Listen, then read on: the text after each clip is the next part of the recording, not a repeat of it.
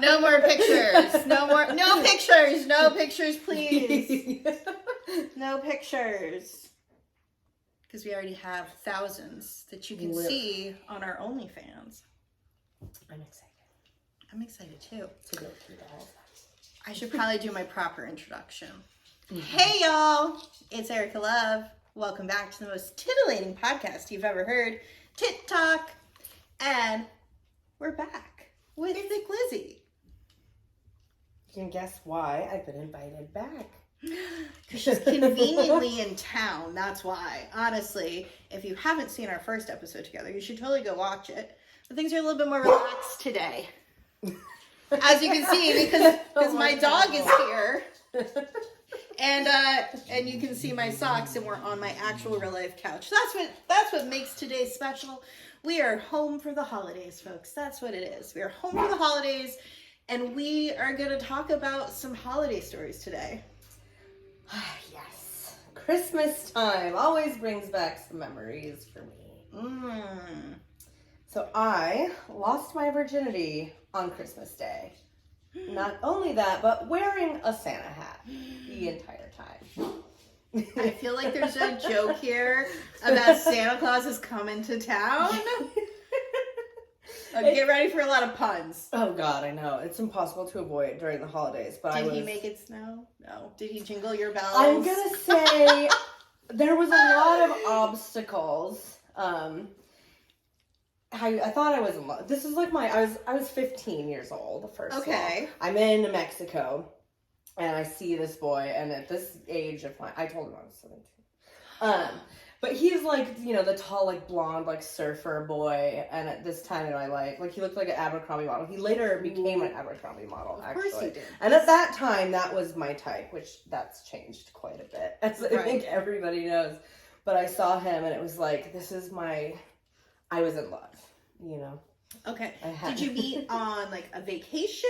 Like what were you doing in Mexico? My family, when my mom married my stepdad, he had a place that was down in Mexico that was it was near Cabo San Lucas, but it wasn't there.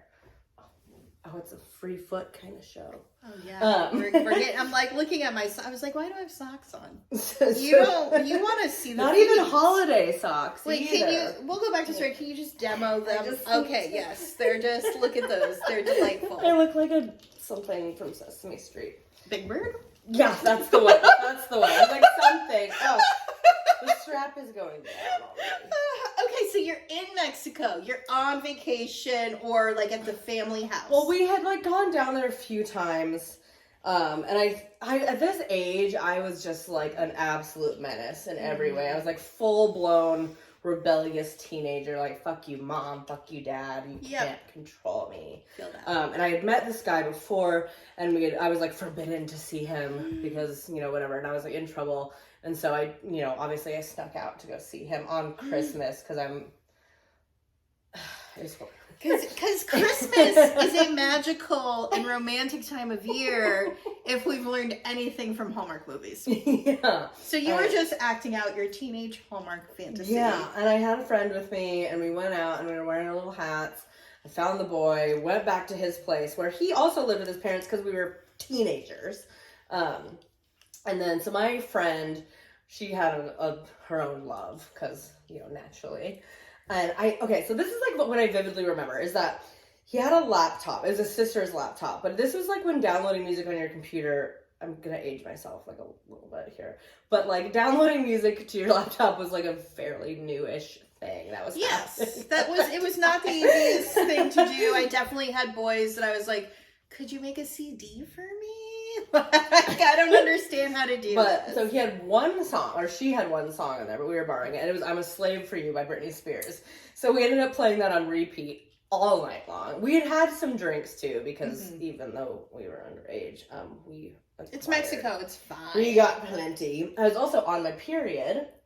And at this age, I didn't know how to discuss that with somebody. So I just took the thing out and hid it somewhere. And didn't mention it and just hoped for the best. Oh my god. I also didn't tell him that I was a virgin. Or that you were on your period, apparently. Yeah, everything This is happening. He's the one. So I'll tell you the good parts of the situation. Where he lived was right on this like marina, and we were on like a balcony that's like overlooking the water, and it's like beautiful. And I think I'm in love. So I'm just like, this is the greatest moment of my life. In reality, there was all these other things going on, like Britney Spears on repeat, the period. And then I think his mom even walked in on us at one point. His friend walked in on us at one point. I think his sister also walked in at one point. And I think we ended up just like not even finishing because I was in pain and there was just too much going on. Right, mom and sister. That's traumatizing. And then we woke up the next morning and we tried to run away to a little beach so he could teach me how to surf. Of course. Which then I like ate shit and then like cut my ankle on some coral. And then my parents at this time, so I didn't come home that night. So my parents are, and it's like the day after Christmas. And you're in Mexico. And I had disappeared. So they were not happy. So we get back into town, and I'm just kind of like, I don't know, not thinking about it. Because I'm just like, I'm in love. I'm so happy. Like, whatever.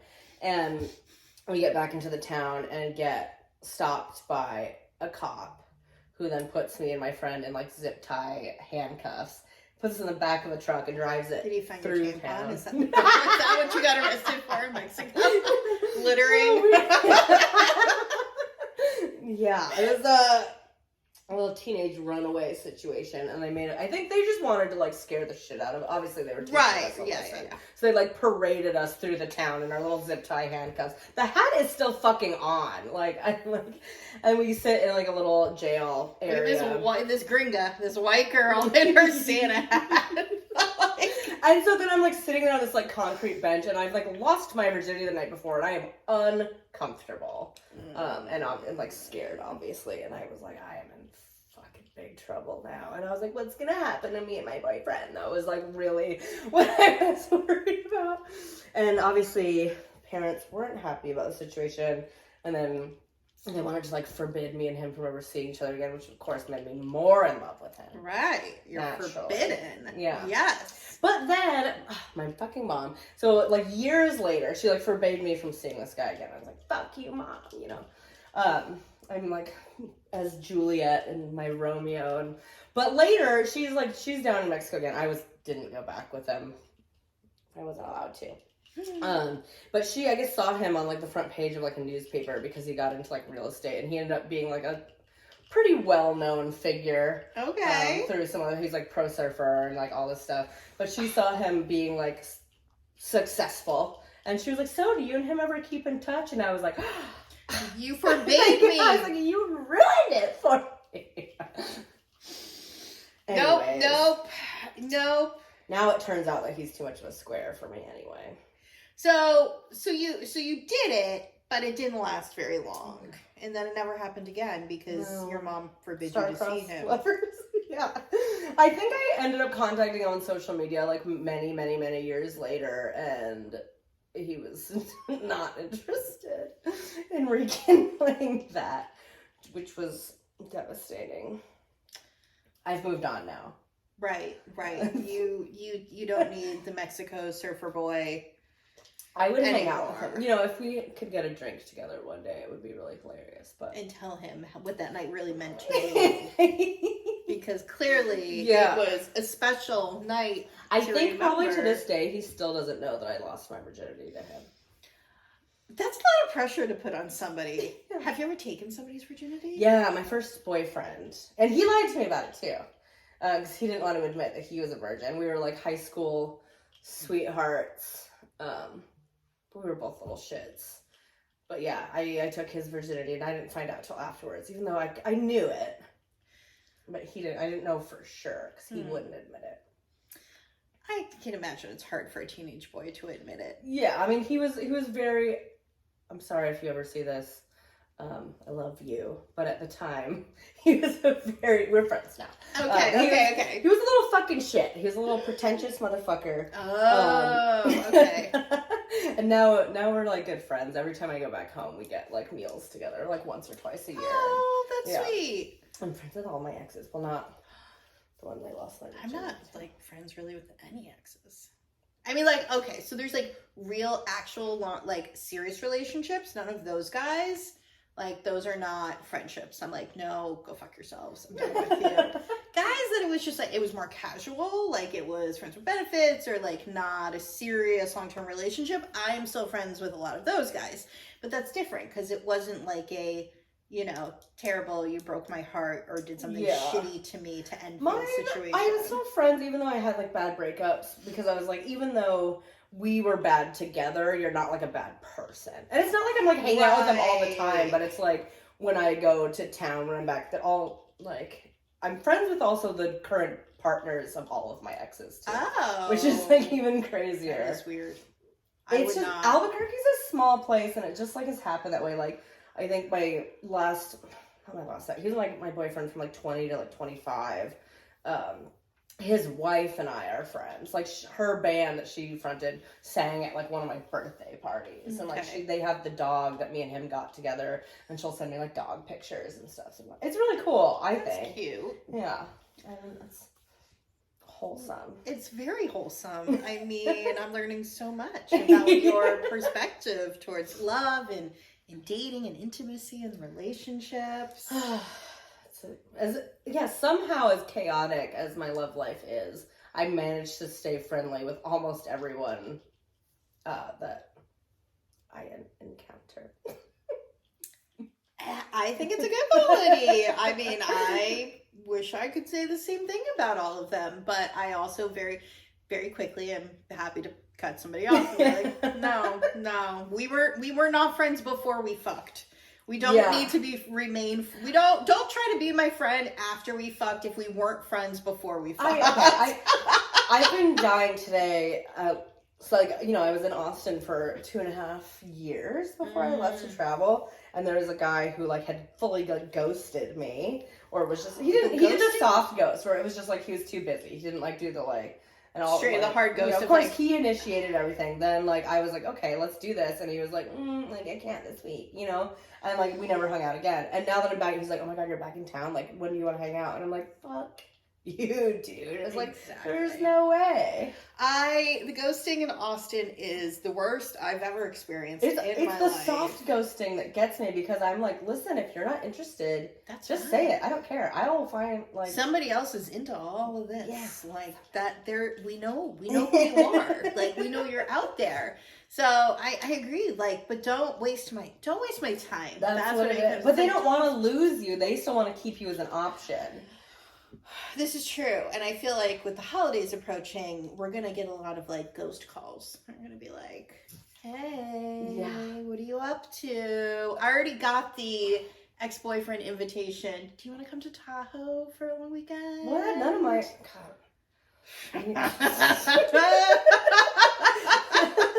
Well, because he gets lonely around the holidays, and his birthday's around this time too. So I know mentally and emotionally, like where he's kind of.